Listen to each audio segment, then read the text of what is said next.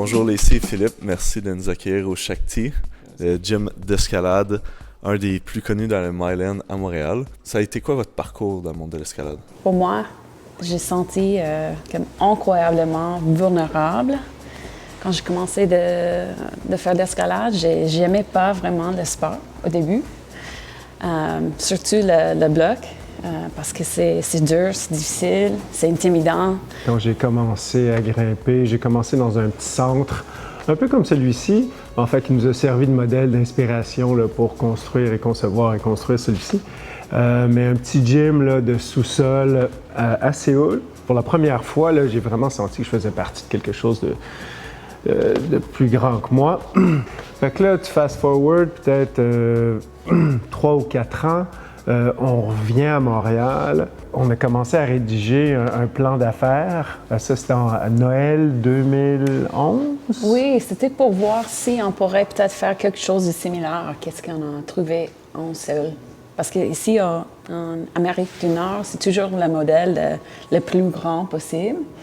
Puis là, on a vu cet espace-là, puis là, soudainement, on a eu la vision et la conviction que c'était possible. Il s'est passé 4 mois après l'écriture du plan d'affaires jusqu'à l'ouverture.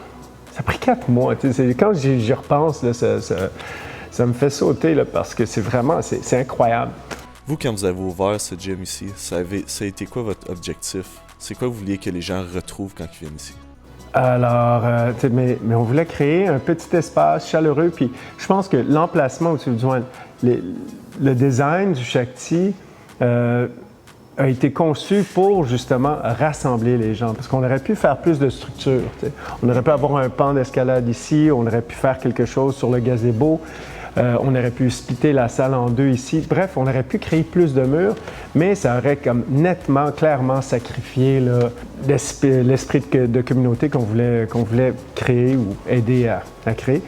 Mais ce qui me fait triper, moi, du Shakti, c'est juste la... Je me sens bien ici, les gens...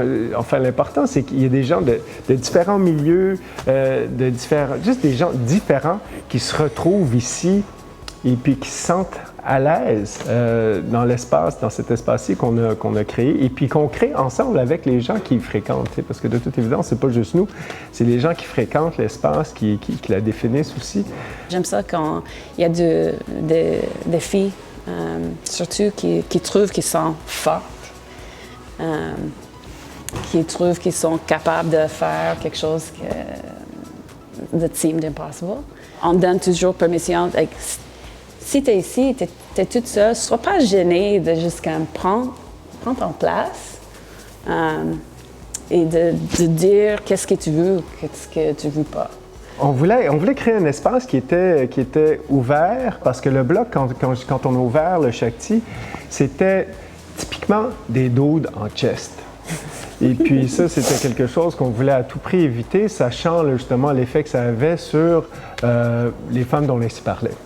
Alors, on voulait créer un espace où elles se sentiraient là, à l'aise Et pas juste les femmes, mais tout le monde qui n'est pas ces dudes-là. Oui, ben voilà, exactement. Non, mais clairement, c'est ça. Fait qu'on voulait justement faire appel, ou du moins pas faire appel, mais bref, créer un espace qui était inclusif. Alors, d'où le nom Shakti, puis d'où le règlement, là, puis je pense que c'est un peu ça, là, la clé de notre réussite, là, si on peut parler de réussite, c'est qu'on a un règlement, puis on l'a depuis le jour 1, où tu peux pas grimper en chest au Shakti. Est-ce que ça vous a apporté une certaine fierté de voir les gens autant s'améliorer puis venir régulièrement à votre gym?